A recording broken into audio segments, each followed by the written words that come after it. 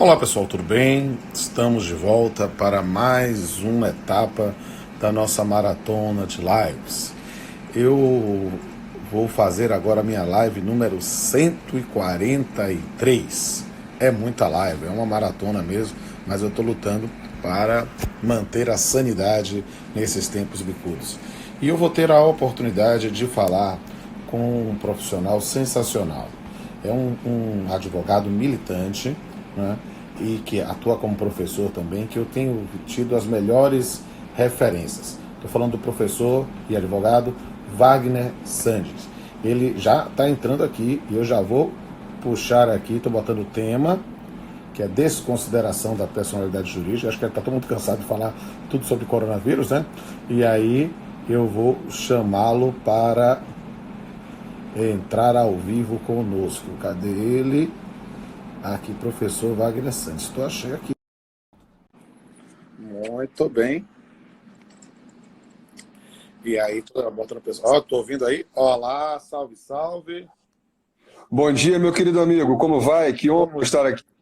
Bom dia, que prazer a gente realizar. Estavam querendo fazer essa live. Na minha agenda estava indo lá para junho, mas a gente conseguiu antecipar nessa manhã para bater um papinho, conversar. E conversar de alguma coisa um pouco diferente de Covid, de coronavírus, de medidas provisórias, né? Acho que vai ser bem interessante a gente bater esse papo quando você propôs falar sobre desconsideração da personalidade jurídica, notadamente no campo das relações de trabalho, as relações processuais trabalhistas. Eu disse, ótimo, vai ser bom que a gente espairece conversando sobre alguma coisa um pouco diferente de tantas infindáveis lives que temos feito. Eu estava falando com o pessoal aqui na abertura que essa vai ser minha live número 143. Desde que eu entrei aqui no isolamento presencial, eu tenho encontrado nas lives uma forma de interagir com o mundo e também de servir, né, o cidadão, a cidadã, o advogado, nesses debates, sempre em aberto, sempre com os comentários abertos, para as pessoas poderem escrever o que quiser e temos a oportunidade de discutir, aprender, refletir. E que bom, Wagner, a gente ter aqui a oportunidade de interagir virtualmente, justamente já numa live, né? Porque eu tenho que falar às pessoas que estão nos ouvindo, eu não conheço ainda pessoalmente o professor Wagner, eu ainda não tive a oportunidade de trocar assim maiores ideias com ele, mas a minha amiga Vólia Bonfim falou, olha, esse cara é um cara muito bom. Aí eu comecei a olhar as lives que ele estava fazendo e eu vi, o cabra é bom mesmo.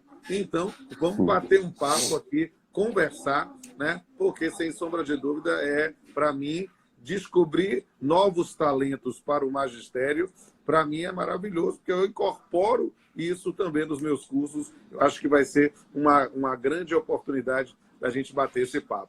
E, Wagner, bem-vindo ao meu perfil no Instagram. Já estamos abertos, já com mais de 80 pessoas nos acompanhando ao vivo. E aí eu aprendi que na netiqueta das lives, o anfitrião tem que começar falando pra caramba, né? Justamente para o pessoal perceber que a gente já está ao vivo. E aí o pessoal vai entrando aos poucos, vai sendo notificado que estamos ao vivo e vai participando. Querido, seja bem-vindo. A palavra é sua.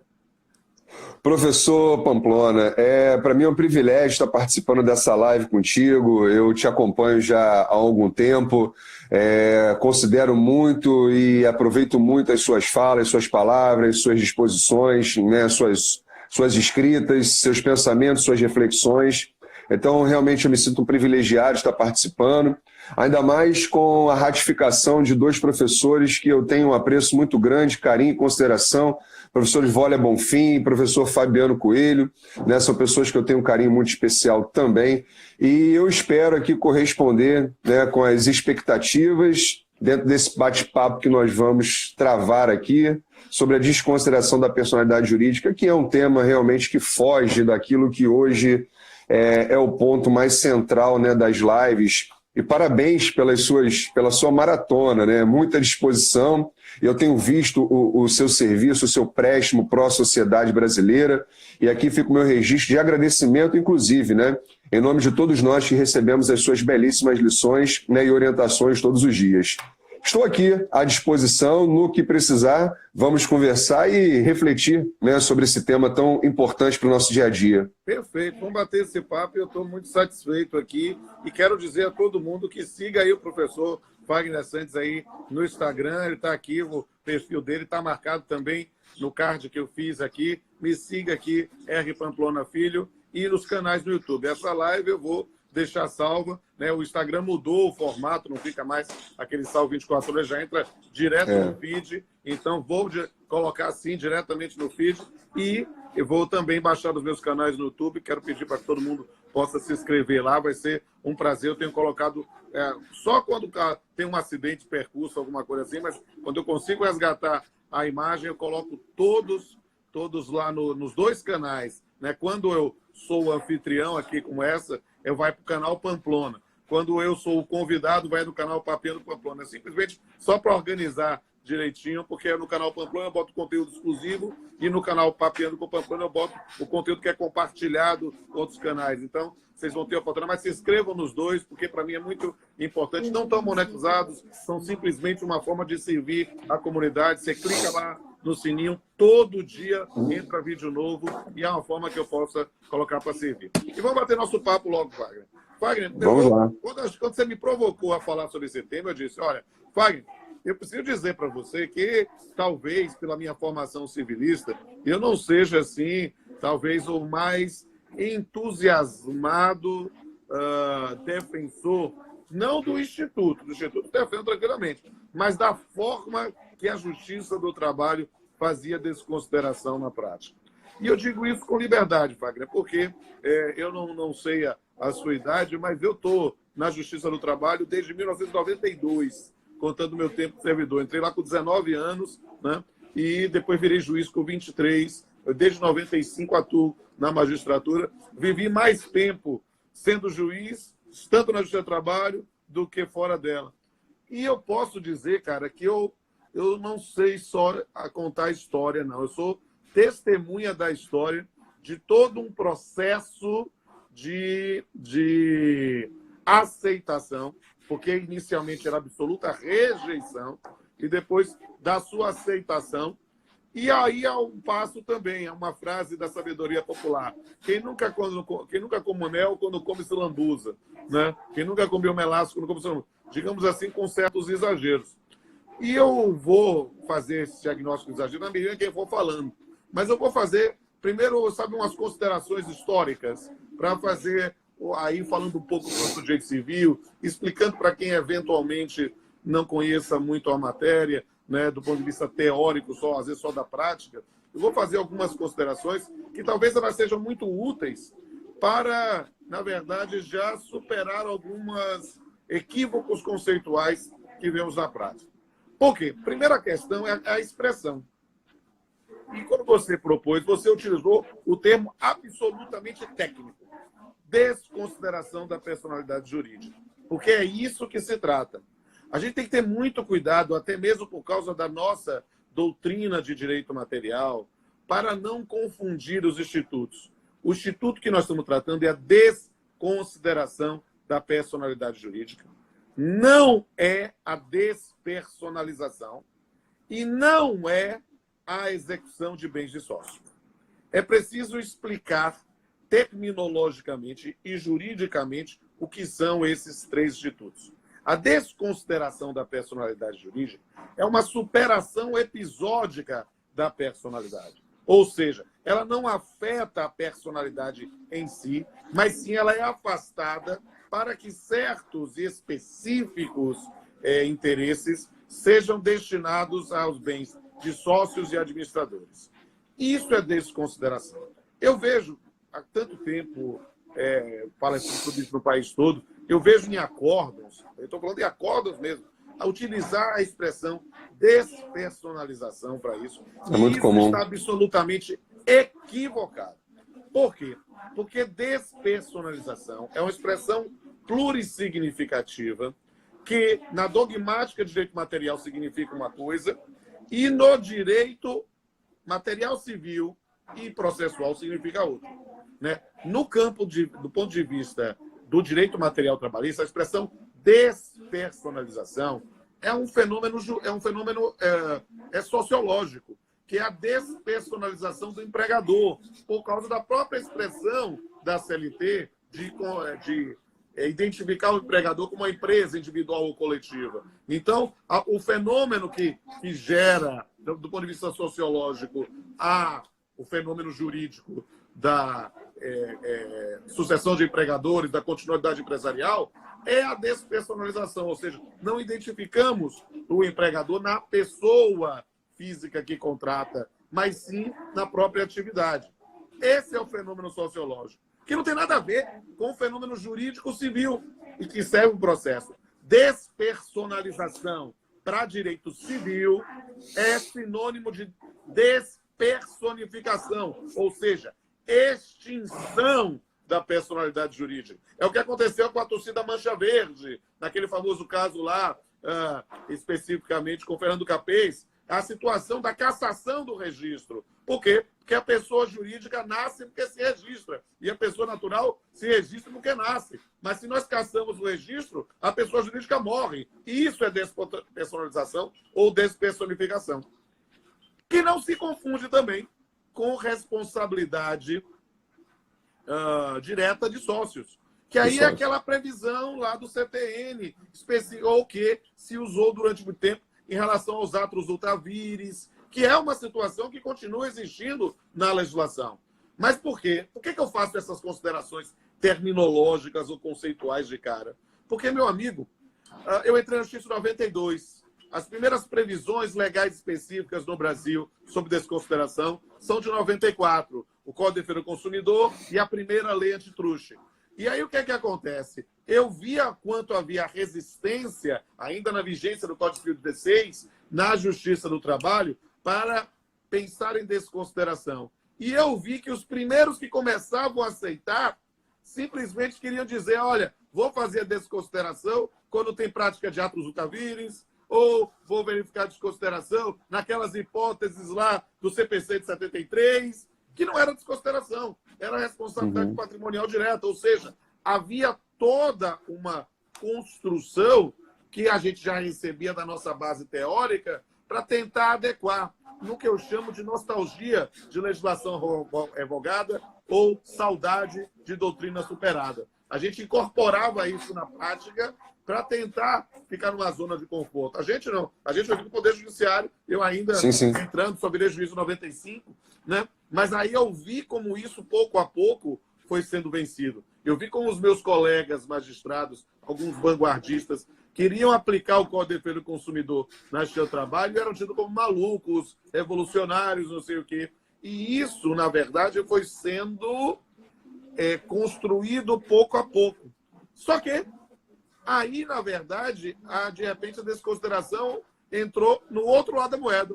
As pessoas começaram a aceitar, o próprio TST começou a aceitar, e, de repente, a desconsideração, estou falando, obviamente, antes do CPC de 2015, antes da reforma trabalhista, a desconsideração virou um despacho. Notifique-se o sócio para indicar bens livres e desembaraçados da pessoa jurídica reclamada, sob pena de execução dos seus bens pessoais. Virou uma palavra mágica para resolver execuções frustradas. E aí, nem tanto ao céu, nem tanto à terra. É preciso compreender como é isso. Por quê? Porque, sem sombra de dúvida, a gente precisa entender. E aí, claro, eu vou dar a palavra para você, em vez de eu continuar falando sozinho aqui, que não tem nada a ver, eu quero explorar. Eu estou apreciando sua aula, estou apreciando sua aula, meu amigo. Eu quero te ouvir, né? Mas é claro que a gente tem que explicar, talvez, toda a parte histórica das origens do Solomon Coe, dos próprios estudos de Rolf Serig, da própria incorporação na doutrina brasileira com Rubens Equião e com Fábio Ulloa. E aí sim, no direito positivo, as diversas formas, seja no Código de Defesa do Consumidor, que Fábio Ulloa fez na sua tese na época, eu estava na PUC na época, eu assisti isso, né? Quando a gente via ele falando da questão da teoria maior e teoria menor, ou a própria lei antitruste e outras previsões que vão na síntese, na teoria maior, que a gente vai explicar. Só que o tema, e povo, não esgotei o conteúdo não, isso é só a introdução, porque a pessoa vai fazendo bullying aqui comigo. Na verdade, é agora é que a gente precisa explicar como é a matéria. Por quê? Porque nós temos a Lei da Liberdade Econômica modificando o artigo 50, temos a previsão genérica do artigo 50, desde o Código Civil de 2002, temos o CPC, temos a reforma trabalhista e temos agora o professor Fagner Santos para falar o que ele achar que é de bom tom. Meu amigo, que aula magnífica, né? Esses aspectos históricos, essa reminiscência é extremamente importante exatamente para contextualizar o tema e nós temos a possibilidade de evoluir. Porque, como você muito bem pontuou, realmente, né, as desconsiderações que eram envidadas pela Justiça do Trabalho outrora se davam exatamente por mero despacho. Vamos executar os bens dos sócios, não havia, né, a formulação e possibilidade de exercício do contraditório, ou, né, para alguns havia um contraditório sim, mas o contraditório diferido, ou seja, somente quando o bem dele já estava, né, sob os auspícios de uma penhora que ele poderia, através dos embargos, discutir exatamente a legitimidade, né, e o próprio interesse da desconsideração da personalidade jurídica. O que, né, ao nosso ver, me parece que você também é dessa corrente, violava flagrantemente o devido processo legal. Haja vista que, né, eu não tinha de antemão o exercício do contraditório, para aí sim ter a possibilidade de penhora os meus bens. Mas antes de passar por algumas considerações pontuais, meu querido professor Rodolfo Pamplona, eu quero só fazer também uma contextualização técnica no que diz respeito à incidência até da desconsideração da personalidade jurídica, né, como muito bem pontuado. Porque, a bem da verdade, nós não podemos buscar a incidência da desconsideração da personalidade jurídica, que é efetivamente um instituto de direito material, regulado pelo artigo 50 do Código Civil e pelo artigo 28 do Código de Defesa do Consumidor, no processo do trabalho, aplicando o artigo 769 da CLT. Eu vejo isso com uma certa constância e né, data vênia, para quem pensa em sentido contrário, é um pensamento, no meu modo de ver, equivocado. Porque o artigo 769 da CLT, ele admite a aplicação do direito processual comum de forma subsidiária e não do direito comum de forma subsidiária. E nós sabemos que o artigo 769, aplicado em fase de conhecimento, fase recursal, nem na execução ele é aplicado, porque nós temos o artigo 889 da CLT, que exige primeira aplicação da Lei de Execuções Fiscais, e aí sim, se esta lei for omissa, ela mesma remete à aplicação do Código de Processo Civil. Então, o artigo 769 tem um plano de incidência mais específico. Aqui, no meu modo de ver, nós temos que nos abeberrar da autorização do parágrafo 1º do artigo 8º da CLT, que aí sim ela vai autorizar a aplicação do direito comum. E hoje não há nem mais a discussão, pelo menos legislativamente falando, da necessidade de compatibilização ou não dos institutos do direito comum com o direito material do trabalho, como ocorria, né, anteriormente, antes da edição da Lei 13.467, denominada popularmente Reforma Trabalhista. Então, vejo que há uma necessidade de nós adaptarmos as nossas fundamentações para fins de incidência da teoria maior, artigo 50 do Código Civil, que é até uma questão que eu quero, né, te ouvir também, ou da teoria menor, que é o artigo 28 do CDC, que ali exige então somente o mero inadimplemento ou para outros, né, insolvência.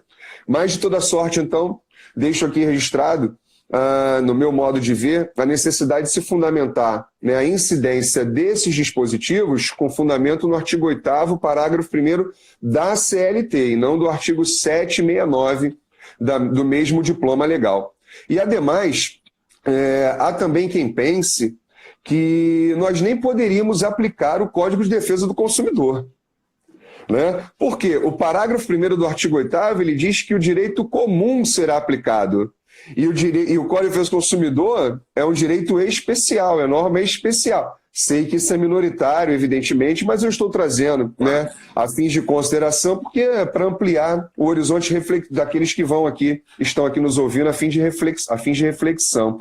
Então, eu, claro, evidentemente, comungo do pensamento majoritário, porque quando nós estamos falando de direito comum, é aquele direito que não seja a própria CLT. Né? Nós vamos nos valer, lançar mão de outros diplomas, outros dispositivos que não seja a CLT. No caso, então, em estudo, o Código Civil, artigo 50, alterado pela Lei da Liberdade Econômica, e aí entra até a questão que eu quero te devolver a palavra, se me permite. Há quem diga que hoje em dia, meu nobre professor, não há mais distinção entre a teoria maior e a teoria menor. Sabemos nós que o que distingue efetivamente no cerne a teoria maior e a teoria menor é exatamente o grau de complexidade, né, para fins exatamente de incidência de um ou do outro.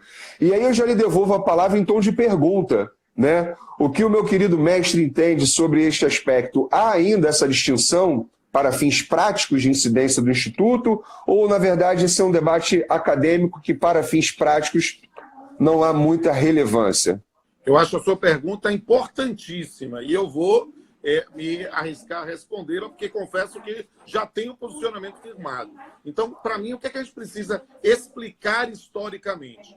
Que toda a construção tradicional da desconsideração da personalidade jurídica, seja no primeiro caso mencionado historicamente, do Solomon versus Solomon Cole, lá do final do século XIX, né, na ideia de um abuso da personalidade jurídica. E nos estudos de Rolf Serig, no início dos anos 50, né, e a incorporação disso, ainda como doutrina no Brasil, pelo professor Rubens Requião, lá da Universidade Federal do Paraná, no final dos anos 60, 69, por enquanto, mais ou menos, assim, nos anos 70, né? Nos anos 79, se não me engano, acho que ele publicou numa revista da própria Universidade Federal do Paraná o primeiro artigo sobre isso, salvo engano, né? E aí o que é preciso dizer? Que toda a construção da desconsideração da personalidade jurídica, ela parte de uma premissa de abuso da personalidade jurídica, ou seja, na ideia de uma fundamentação que é muito mais detalhada, profunda e que demanda dilação probatória. Então, é preciso deixar isso bem claro, que todo o sistema vai trazer isso. E quando tiver, e perceba que é essa ideia que está lá no caput do artigo 28 do Código de Defesa do Consumidor. Quando o Fábio Lyoa Coelho faz um estudo sobre o Código de Defesa do Consumidor e constrói esse sistema de teoria maior e teoria menor, até as expressões maior e menor já remontam. Eu não quero entender isso como um preconceito. Eu quero entender isso numa construção de maior ou menor fundamentação. Por quê? Porque, neste caso, o que é que aconteceu? O parágrafo 5º do artigo 28 é um dispositivo absolutamente, me permita a minha reverência, acho que vocês sabem que eu sou um pouco reverente, né? É um dispositivo hiper, ultra, mega power, né? Para pensar na atuação do magistrado. Por quê? Porque se todo o caput do artigo 28 e toda a teoria da desconsideração da personalidade jurídica, na maior parte dos diplomas, calca em um elemento que exige dilação probatória, que é um abuso da personalidade. Aí, confusão patrimonial, desvio de finalidade, ato ilícito, vamos trabalhar assim. E o parágrafo 5º traz um dispositivo que quer pensar em desconsideração em todas as vezes que a utilização, que o manto da personalidade jurídica constitui óbice para ressarcimento de créditos de consumidores. O que é que a gente acabou construindo? Acabou construindo uma teoria própria da desconsideração da personalidade jurídica no Brasil. A teoria menor, que é a teoria própria, né, em que, vou já fazer uma provocação de civilista. Na prática, a desconsideração acabou se tornando uma responsabilidade patrimonial subsidiária objetiva de sócios administradores quando se utiliza o parágrafo 5º do artigo 28. E aí o que é que acontece? Eu digo isso porque eu sou testemunha da história, eu vi isso acontecendo. As pessoas queriam e faziam aquela confusão com responsabilidade direta, com atos tabires, com despersonalização, né? Por quê? Porque nós não tínhamos um diploma geral de direito comum que trouxesse a desconsideração realmente geral. Só viemos ter isso com o artigo 50 do Código Civil, que adota, abraça de forma expressa a teoria maior, né? Falando em desvio de finalidade e em confusão patrimonial. Aí o que é que eu entendo sobre esse tema? Aí eu já estou, não é nem dando spoiler, já respondendo, né? Para mim, o que é que aconteceu? A medida provisória, depois que converteu em lei da liberdade econômica, na verdade, apenas especificou, né, digamos assim, trouxe uma disciplina mais minudente do que seria uma confusão patrimonial e o desvio de finalidade. Ele não tratou absolutamente uma única palavra sobre a teoria menor, que é a própria lá do parágrafo 5º do artigo 28, que está na Lei de Crimes Ambientais, para dizer que não é só lá mesmo que está, e que a gente pode admitir essa aplicação. E aí a grande discussão doutrinária, e que aí eu não tenho o menor problema, né? É se há uma afinidade principiológica com a tutela da execução trabalhista ou a tutela da efetividade da prestação jurisdicional trabalhista com a tutela das relações de consumo, para admitir uma aplicação no processo do trabalho diretamente do parágrafo, claro, com a aplicação, a base do artigo 8º, do parágrafo 5º do artigo 28 e não do artigo 50, norma geral, norma que é de aplicação de direito comum, né? Porque, só para dizer assim, com muita liberdade, eu que ensino direito civil desde a vigência do Código Civil 16, o Código Civil de 2002, na verdade, no artigo 50, ele simplesmente desfez o dogma da intangibilidade do patrimônio da pessoa jurídica. Na verdade, ele apenas admitiu isso como... E eu fiquei impressionado. Estou realmente... Se isso aqui fosse um teste, já estaria aprovadíssimo, né? Nesse ponto, com a compreensão do Instituto, que é de direito material. Ou seja, é possível, sim, em situações excepcionais, na forma do artigo 50, fazer a desconsideração da personalidade jurídica, falando em geral. Para o processo do trabalho, digamos assim, o buraco é mais embaixo, a conversa é mais roots, é verificar se a gente pode aplicar ou não o CBC. E aí tem liberdade. Então, para mim, respondendo à pergunta, já está implícita, mas de forma explícita, não. Continua havendo, sim, a distinção de teoria maior e teoria menor. E tudo que a Lei da Liberdade Econômica, nos parágrafos que foram inseridos no artigo 50, fez, foi, na verdade, uma especificação do que é confusão patrimonial, desvio de finalidade para efeito de desconsideração. Bola está com você, meu brother. Comungo com o seu pensamento, também entendo que, na verdade, a Lei da Liberdade Econômica, né, a conversão da MP, foi para trazer explicitação, né, pontual acerca do que é a confusão patrimonial, desvio de finalidade, e não há exatamente em substrato essa distinção, o fim dessa distinção, teoria maior para teoria menor. E aproveitando, fazendo um recorte na sua fala, já adotando a permissão, né, presumindo uma permissão nesse sentido, eu vejo que a incidência do artigo do 28, parágrafo 5º do Código de Defesa do Consumidor no processo de trabalho, ela se amolda mais, já que nós estamos falando de institutos de direito material, a principiologia trabalhista, do que propriamente o artigo 50 do Código de Defesa do Consumidor. Até porque nós vamos aqui, com o artigo 28, parágrafo 5º, privilegiar exatamente o indúbio pro operário. Na dúvida, né, ou do princípio da proteção, sentido lato, né, como preferível for para fins de aplicação. Mas, de toda sorte, me parece que o caminho tem que desaguar exatamente para a incidência do parágrafo 5º do artigo 28, para priorizar o que me parece historicamente sempre foi realmente, né, o ditame maior da Justiça do Trabalho, para fins exatamente de satisfação do crédito. Vamos aplicar pela mera inadimplência, o mero inadimplemento já justifica propriamente, né, a busca patrimonial dos sócios via desconsideração da personalidade jurídica, que no ensejo do início da sua fala é realmente algo episódico, né, momentâneo. E às vezes eu recebo indagações nesse sentido. Professor, se houver desconsideração num determinado processo, eu posso pegar aquela decisão interlocutória, né, porque foi um incidente, trazer para um outro processo e o juiz, né, já dali determinar a situação do sócio? Eu digo não. Né, você pode, no máximo, utilizar aquilo ali como uma prova emprestada, se assim a gente... Né, para demonstrar as evidências, enfim. Mas é necessário que haja instauração de um novo incidente, porque é episódico. Isso é interpartes. Isso apenas incide sobre aquele processo no qual foi deferida a desconsideração da personalidade jurídica. Não tem eficácia, efeito erga omnes. Não é porque foi deferido em um que é aproveitado para os demais. Cada um terá a sua análise específica. E aí o juiz, de repente, da vara Y defere, e o da vara Z não defere, porque ele entendeu, talvez, que nesse momento do processo que tramita na vara dele não houve ainda um esgotamento em face da PJ, para aí sim fazer né, uma incidência da desconsideração. Então, isso também é bom que fique claro, né, porque é exatamente episódica, ela é pontual. E aí, nesse ensejo, meu querido professor, a sua fala até também me levou para pensar de uma outra maneira com relação às entidades filantrópicas, por exemplo, que é exatamente algo complexo.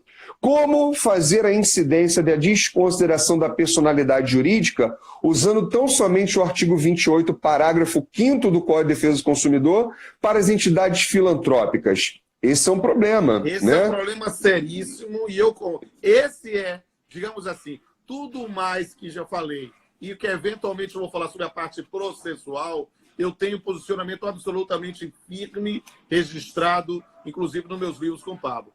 Tenho, porém, ainda alguns engasgos dogmáticos no que diz respeito à desconsideração sobre entidades sem finalidade lucrativa, associações, né, considerações. E perceba, e nesse ponto a gente verifica determinadas circunstâncias. Eu não estou dizendo de situações de entidades filantrópicas só pro forma, né? Pessoas Sim. que fizeram algum tipo de cooperativa, que era uma fralda operativa, uma laranja operativa, uma gata operativa, alguma coisa assim. Ou uma situação especificamente de uma associação, um determinado clube social, ou pior, uma fundação que nem sócios tem, ou se ele está pensando somente nos seus diretores. Nessas circunstâncias, eu confesso a ti, com absoluta liberdade, que tenho ainda algum engasgo dogmático. Preciso dizer, porém, que não é tudo isso, esse engasgo não é tão grande na doutrina. Nas jornadas de direito civil da Justiça Federal, admitiu-se a possibilidade da desconsideração também em entidades de direito privado sem fins lucrativos, como um postulado de doutrina, não é jurisprudência, é uma construção. Por quê? Porque nessas circunstâncias nós temos que efetivamente, digamos assim, ter uma fundamentação maior para admitir esse tipo de desconsideração. Porque não se trata, a priori, de uma finalidade lucrativa, uma ação de risco de atividade econômica, de algo assim. Ou seja, é muito fácil fazer o que eu combato muito, me permita mais uma reverência, o que eu chamo de direito skinhead, indúbio pau no réu. Não, aí é muito fácil, mas isso não é responsável. E isso não é, na verdade, fundamentação jurídica. É simplesmente tentar resolver o passivo. Então, é realmente complexo para essas circunstâncias. Mas eu tenho visto espaço na doutrina para se assentar esse caminho. Diga aí, querido. Pois é, exatamente. E essa questão me parece assim nevrálgica, sabe, professor Rodolfo? Por quê? Quando nós olhamos para o artigo 50 e para o artigo 28, parágrafo 5º do CDC, se nós pensarmos em entidades filantrópicas, óbvio, vai exigir uma dilação probatória para exatamente fazer o enquadramento nas hipóteses de desvio, né, ou de confusão, o que aí sim gera responsabilidade da diretoria em razão da desconsideração. Então, me parece, e aí já respondendo, né, se me permite aqui a pergunta do querido Paulo Cavalcante, me parece que aqui haveria a incidência do artigo 50 do Código Civil, talvez, e não do artigo 28, parágrafo 5º. Talvez a gente possa construir uma situação realmente de maior reforço de fundamentação, e quando a gente fala de reforço de fundamentação, a gente fala de teoria maior. Então, exatamente. Para esses tipos de empresa, para sociedades em geral, eu acho que dá para aplicar tranquilamente por afinidade psicológica a teoria menor. Mas para associações, fundações, é preciso realmente... Imagine, por exemplo, e eu falando com o professor de direito civil, para organizações religiosas, partidos políticos, a própria noção, talvez o único mais fácil, pessoal de entidade de direito privado mais fácil de fazer desconsideração é a IRELI ou a empresa individual de responsabilidade limitada. Mas ali talvez nem haja necessidade, porque pela própria noção dessa construção normativa. Ali talvez seja mais fácil, tem doutrina sobre isso, mas como é sociedade, finalidade lucrativa, fica mais fácil de buscar essa afinidade por parágrafo 5º. Nos outros, não. Aí, e não se trata de confundir, de tratar desigualmente situações iguais, não, porque são situações desiguais mesmo e que requer uma maior carga de fundamentação. Concordo contigo. Eu concordo também, são situações totalmente antagônicas, não tem similitude, né, para que se aplique uma norma geral dentro de situações bem específicas e pontuais. Fazendo a ressalva sempre de que nós estamos falando de entidade filantrópica mesmo, não sim, determinadas associações ou fundações que, na verdade, são testas de ferro para sociedades quase num dumping social. Entende? Isso é algo que precisa ter muito cuidado, que pode gerar algum tipo de situação diferenciada. Mas, a priori, entidade sem finalidade lucrativa, é complicado imaginar aí fora do artigo 50. Tenho certeza que nosso enquadramento está sendo com base na percepção do artigo 2º da CLT, né? Que empregador é a empresa. Empresa, então, é aquela que exerce atividade econômica, né? É nesse contexto a nossa fala, né? Senão, a gente vai repousar em fraude, aí eu aplico o artigo 9º da CLT, desconsideração pelo inadimplemento. Exatamente. 28, parágrafo 5º. Aí eu acho que fica mais objetivo. E a gente está, nesse caso, se direcionando a aqueles empregadores por equiparação do parágrafo 1º do artigo 28, que foi aquela construção histórica. Perfeito. Quer falar um pouco da parte? Estamos com 35 minutos de live. Eu queria ver se direcionar para questões processuais. Né? Vamos lá. Eu quero aproveitar, então, essa fala, já fazendo a emenda nos aspectos processuais, como nós vamos ter um incidente e realmente pode gerar uma certa dificuldade em razão do grau, né, de maximização de prova para a aplicação da teoria maior, me parece que, como é um incidente, nós podemos, inclusive, aplicar o parágrafo 1º do artigo 818 da CLT, a teoria da dinâmica, né, em razão da melhor condição probatória. Então, quem tem mais aptidão para demonstrar que efetivamente não houve ali um ato ultravires, desvio de finalidade ou confusão patrimonial? Sem dúvida, aqueles em face de quem há incidência ali, né, o ajuizamento do incidente de desconsideração de personalidade jurídica. Me parece que, nesse sentido, né, eu vejo a incidência de forma cristalina do parágrafo 1º do artigo 818. Não sei sua visão a respeito, né, em razão de ser um incidente. Mas dentro, literalmente, dos seus estritos termos. Por quê? Porque as pessoas não percebiam. Deixa eu fazer, então, umas considerações de natureza processual e histórica, digamos assim. Por quê? Porque quando veio o CPC de 2015, trazendo o incidente de desconsideração da personalidade jurídica como uma modalidade de intervenção de terceiros, não tem a menor dúvida, Fábio, eu acompanhei isso. Fred é meu amigo, era meu vice-presidente da Academia de Letras Jurídicas da época, eu sei disso. Isso foi pensado para ajudar o trabalho mesmo, porque a gente fazia desconsideração a facão. E a ideia especificamente era para ser feito garantindo-se o contraditório. Ou seja, eu ouvi colegas meus dizendo, não vou aplicar incidente de desconsideração porque isso é de um código burguês que quer detonar o trabalhador. Não! Isso quer preservar a boa-fé, porque as pessoas faziam o que era para mim uma das maiores violências, desconsiderava a personalidade jurídica sem nenhum tipo de incidente e já queriam pegar bens que tinham sido alienados sem ter qualquer registro lá, o indivíduo com certidão negativa do sócio que comprou, e queriam pensar numa situação sem isso. Ou seja, a ideia de boa-fé de terceiros era jogada no lixo. Isso era um absurdo. Para que eu estou falando isso? Para jogar justamente da sua questão. Perceba a ideia da distribuição dinâmica do ônus da prova, a inversão do ônus da prova é um instrumento importantíssimo que magistrados devem aplicar, que advogados devem requerer, mas perceba que é algo que exige contraditório. Você imagina, não nesse momento de audiências virtuais, mas que vai se fazer também, mas que a gente está num momento ainda meio complexo, mas voltando lá para nossas audiências presenciais, você chegava com a prova para produzir, que estava no ônus da prova jeitinho, e o juiz queria em sentença, inverter o ônus da prova. Isso é uma violência, isso é uma estupidez. Por quê? Porque não dá para imaginar uma situação dessa sem garantir o contraditório. Você declara que está invertendo o ônus da prova, porque acha plausível ou não, decisão, inclusive, interlocutória para a gente, irrecorrível de imediato, mas garante o contraditório. Adia a audiência para a primeira pauta livre, para que o indivíduo possa se preparar para isso. Porque ele foi para uma audiência achando que o ônus da prova não era dele. De repente, passou a ser. É preciso. E essa prerrogativa é realmente do magistrado, para fazer a inversão. O controle judicial disso vai ser no segundo grau, lá no mérito da decisão. Mas é preciso garantir a oportunidade da produção de prova.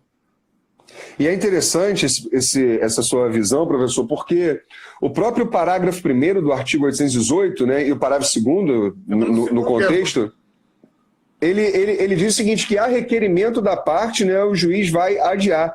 Vejo que, na verdade, não tem que ser nem a requerimento da parte, embora me parece ali que o legislador ele deu mais uma opção. O juiz, obviamente, como um garantidor, né, como observador nato das garantias constitucionais, ele percebendo dentro daquele contexto processual, né, com relação às afirmações e a negativa, que há necessidade de aplicação da teoria dinâmica do onus probandi, ele de ofício, com fundamento no artigo 765, já tem que determinar isso.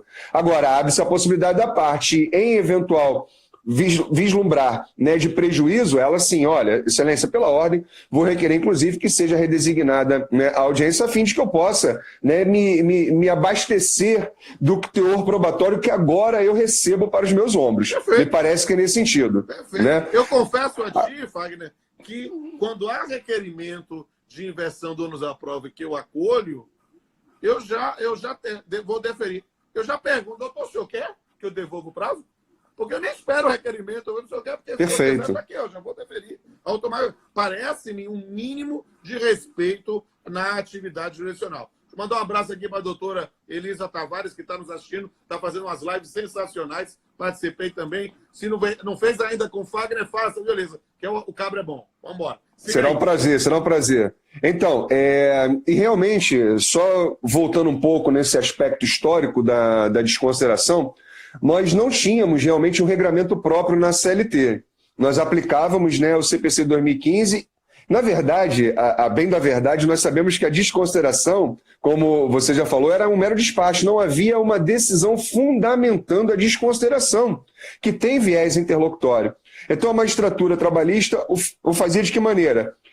Faça a integração dos sócios, não fundamentava, mandava penhorar bem dos sócios e aí sim com o contraditório diferido. A lógica do CPC foi invertida, nós adotamos pela instrução normativa número 39 do Tribunal Superior do Trabalho, vale lembrar que a instrução normativa número 39 dizia expressamente, esse dispositivo agora foi revogado porque não há mais necessidade em razão da reforma trabalhista, mas ele dizia expressamente que deveria ser aplicado ao processo de trabalho as previsões contidas do artigo 133 ao 137 do CPC, com as adaptações, evidentemente, que são peculiares ao processo do trabalho.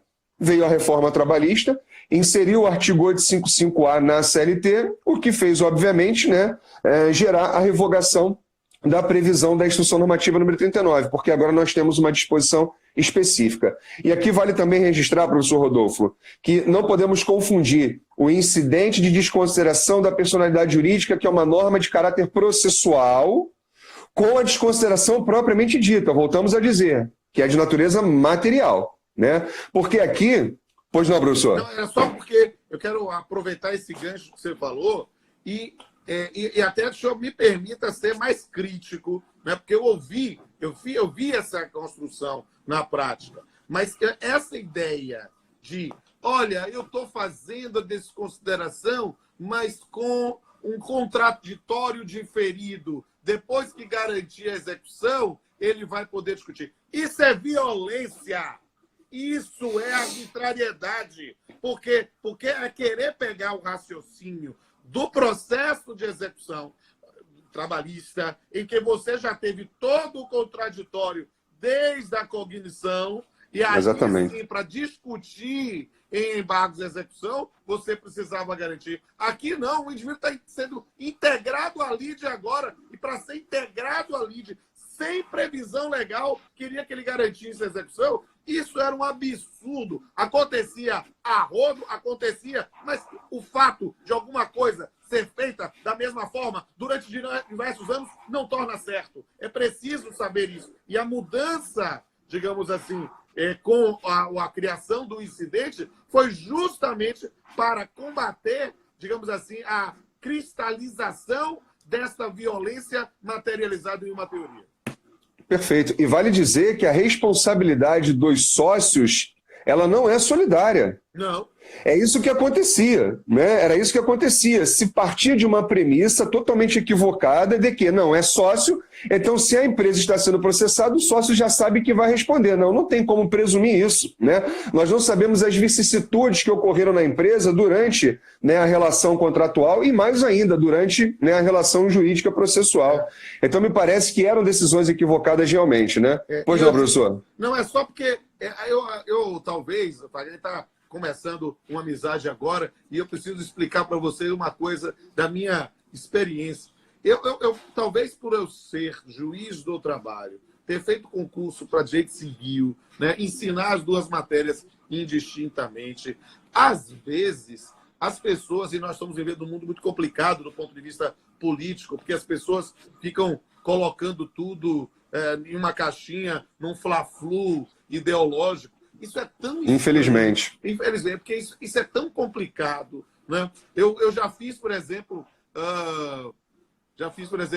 uma mediação aqui. Eu vi aqui, quero mandar um abraço aqui para o professor Otávio Augustus, lá de Ilhéus e Itabuna, lá de faculdades lá, e a gente fez sobre a liberdade econômica. Uma vez a pessoa dizendo, olha, quero ver como é que vai ser um debate entre um liberal e um comunista. Aí eu fiquei querendo saber se eu era um liberal ou era um comunista. Eu não sabia. Por quê? Porque, às vezes, as pessoas não conseguem entender o campo da fundamentação. Porque, por exemplo, é preciso garantir, e eu falei aqui de maneira assim, pulsante, batendo na vela, dizendo que era uma violência, era um absurdo, esse tipo de coisa. Mas isso não quer dizer que eu não aplique a teoria menor. Eu aplico a teoria menor.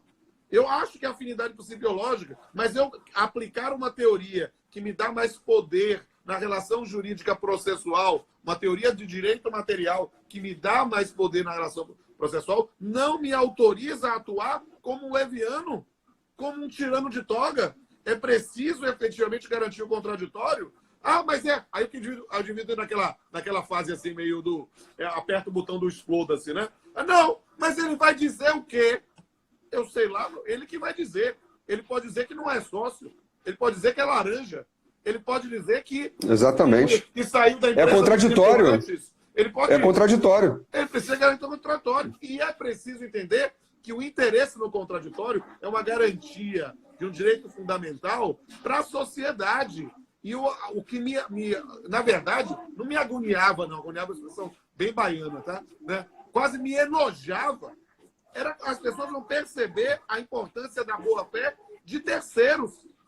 Quantos processos eu vi que o indivíduo comprou um bem de alguém, mas esse alguém tinha uma empresa e muitos anos depois vendeu, essa empresa teve uma reclamação trabalhista e o cara quer desconsiderar e buscar ab início para pensar em fraude à execução.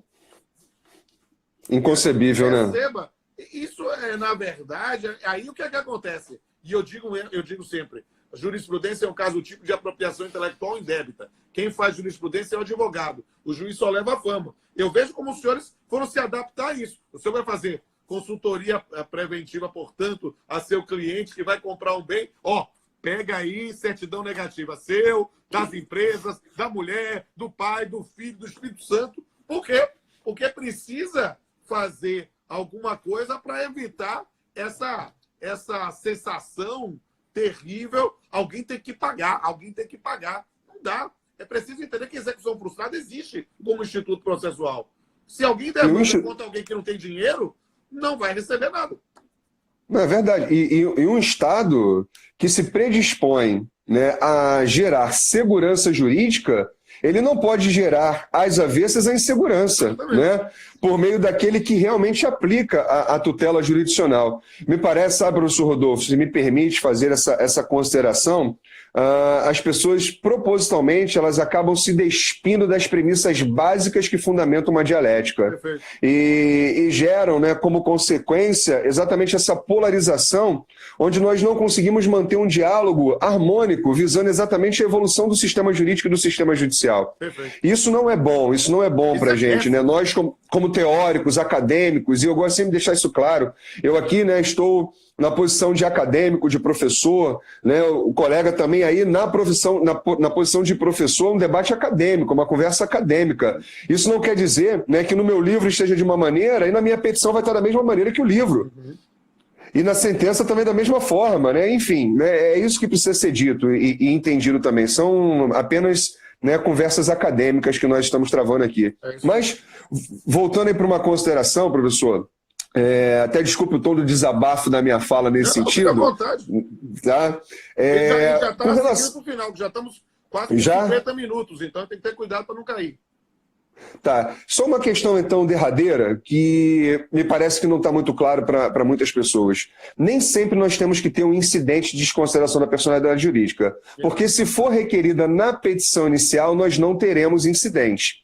E quando a CLT, no artigo 855-A, parágrafo 1º, ela admite que haja um incidente na fase de conhecimento, é importante também salientar que da decisão que for proferida na fase de conhecimento não cabe recurso, porque nós estaremos diante, né, de vai ser resolvida na sentença. Exatamente. É importante dizer, então caberá o quê? O recurso ordinário, né? Exatamente. Me corrija se eu estiver errado. É perfeitíssimo, só que o que é que eu adoro brincar com isso quando eu ensino para meus alunos na graduação ou na pós-lato sensu, né? Qual a natureza jurídica da posição do sócio em uma situação de desconsideração da personalidade jurídica sem incidente, ou seja, o autor trouxe o sócio no polo passivo na petição inicial.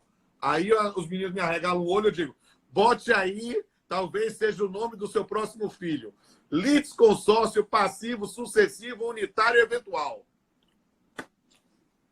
Por quê? Porque é tudo isso. É um litisconsórcio passivo, porém sucessivo, que você vai, se não encontrar bem do sócio, unitário, porque a decisão é a mesma, e eventual, porque pode ser nunca executado, mas fica garantido o interesse de terceiro numa eventual certidão negativa obtida na distribuição.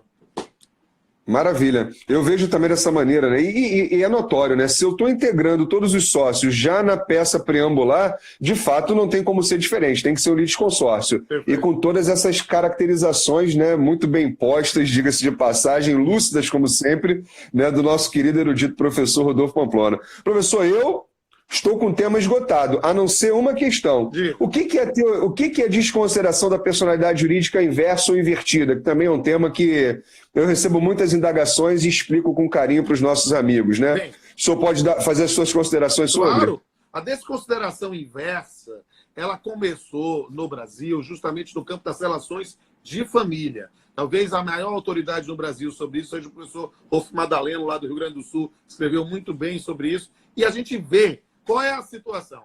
Ora, quando a gente pensa na desconsideração, a gente pensa sempre para pensar em confusão patrimonial do sócio que coloca os bens no nome da empresa, né? ou a empresa que bota o nome do sócio e ele tem lá algum tipo de desvio patrimonial, esse tipo de coisa. Na desconsideração inversa é o contrário. O indivíduo vai se divorciar. E aí o que acontece? Já está pensando em tomar essa iniciativa. O que é que ele começa a fazer? Ele começa a ceder patrimônio que era do casal para a empresa. Ou começa, nos últimos tempos, a comprar bens em nome da empresa em vez do casal. Ou seja, você tem nessa circunstância não um ocultamento do patrimônio da empresa para o sócio, mas sim do sócio para a empresa. E isso é algo que é possível, sim. Pense numa reclamação trabalhista de um empregado doméstico e eu posso pensar numa desconsideração da personalidade para ir para o patrimônio da empresa do seu empregador. E aí, na verdade, aí é um campo talvez de uma digressão mais ampla, né? Mas eu vi já algumas teses nesse sentido, como houve uma limitação na reforma trabalhista para a caracterização do grupo econômico, as pessoas estão pensando em aplicar a desconsideração inversa de uma maneira, digamos assim, reflexa, né? Ou inversa, né? Ou reversa, né? Ou inversa, né? Para pensar em responsabilização por desconsideração inversa quando há sócios comuns. Não seria grupo econômico, mas o outro campo. É um campo também que demanda dilação probatória, demanda essa demonstração, mas é, digamos assim, uma eventual saída na estratégia do advogado. Maravilha, meu amigo. Eu estou, assim, extasiado com as suas palavras, mais uma vez com as suas lições. Agradeço muito, já fazendo as minhas considerações finais. Agradeço muito a oportunidade. Tenho certeza, né, que de hoje em diante vamos estabelecer um estreitamento maior e novos projetos vindouros estão por aí. Agradeço muito a oportunidade de poder conversar, dialogar contigo sobre um tema tão relevante para o nosso dia a dia da advocacia, para a justiça do trabalho como um todo. E eu quero aqui também registrar publicamente aqui a minha enorme satisfação de fazer essa live. Como eu revelei no começo, eu não tinha um contato com o professor Fagner Santos, mas ouvi as melhores referências dele, de Volha e de Fabiano, via live com o Fabiano, e Fabiano Coelho lá do TRT da 18ª região, e eu estou atestando publicamente que as informações que recebi se confirmaram como excelentes impressões. Então, estou dizendo para todo mundo que está aqui me acompanhando pelo meu perfil, siga o professor Fagner Santos, um talento que estamos incorporando aí nos nossos cursos no mais breve possível. Querido, obrigado, professor. Fico lisonjeado. Trazar para todo mundo aqui. Vou deixar a live disponível, não se preocupem. Vou fazer todos os registros formais, vou colocar também no canal no YouTube. Se alguém tiver alguma dificuldade para acessar o canal no YouTube, me manda uma mensagem em inbox. Eu mando todos os links para vocês. Vai ser um prazer enorme. E a gente se encontra, Wagner, em mais outra oportunidade. Sem dúvida, vai ser um prazer enorme te abraçar pessoalmente. E passe logo tudo isso. Um abraço, Rodolfo. Eu estou sentindo falta de ver gente presencialmente. Mas, enquanto isso, a gente vai se virando com as lives e o contato virtual. Vamos sim, conte comigo. Um abraço, professor. Obrigado. Tchau, tchau. Tchau, tchau.